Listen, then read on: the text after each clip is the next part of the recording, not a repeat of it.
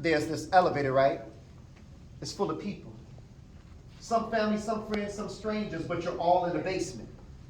See, the basement represents that brand new idea that was blessed to be manifested in your mind, but by the time you share your idea with the 10 people standing in the elevator next to you, some of them get off before the door even closes.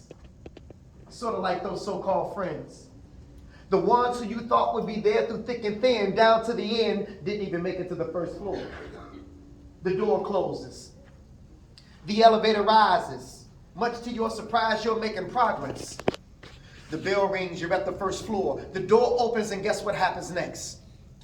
You know those childhood friends? Well, they got goals of their own. Time for you to be strong, because you're going to lose some of these friends during this ride and feel alone.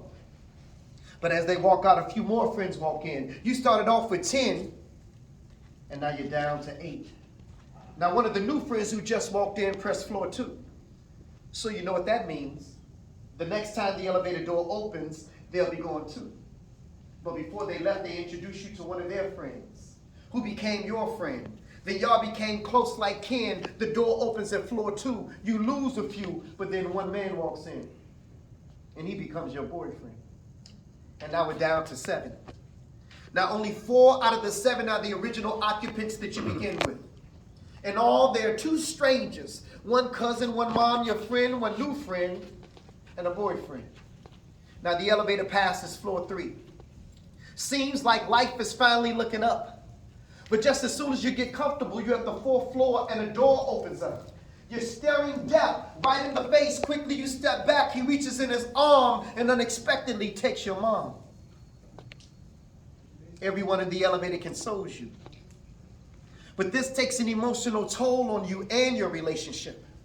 Everything you ever believed in or ever knew about is in doubt. You become so emotionally cold that right before the doors close, your boyfriend walks out. What's to expect by floor 5? Now, what just happened on the 4th floor was a game changer. But by the time floor 5 arrives, you will lose one of those strangers. But before he leaves, he whispers to you, "There's something that I hope that you see." She said, "What's that?" That God wants you to go through everything that you're going through in order for you to get to where it is he wants you to be. He leaves. 4 remains. Only 1 more floor to go. But between the 5th and the 6th floor, you notice something.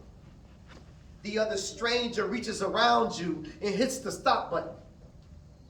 Everything is frozen except you and him. He said, "Okay, it's time for us to talk." Now, I've been here since the beginning. And I've seen everything that happened, and not once did you ever acknowledge me. I even gave you words of encouragement when you lost your mommy. I thought at that point you would want to get to know me. Look around. Out of the 10 that you started out with, there's only a few. Now you have a choice or two. You can continue on. Use the experience of what you've been through to help heal, or you can do what you've been thinking, go on that purse and take those pills. She said, "No, I want to live." But then you need to learn how to forgive. She now knew who she was talking to. She takes a deep breath. And he said, "I'll forgive you when you learn how to forgive yourself."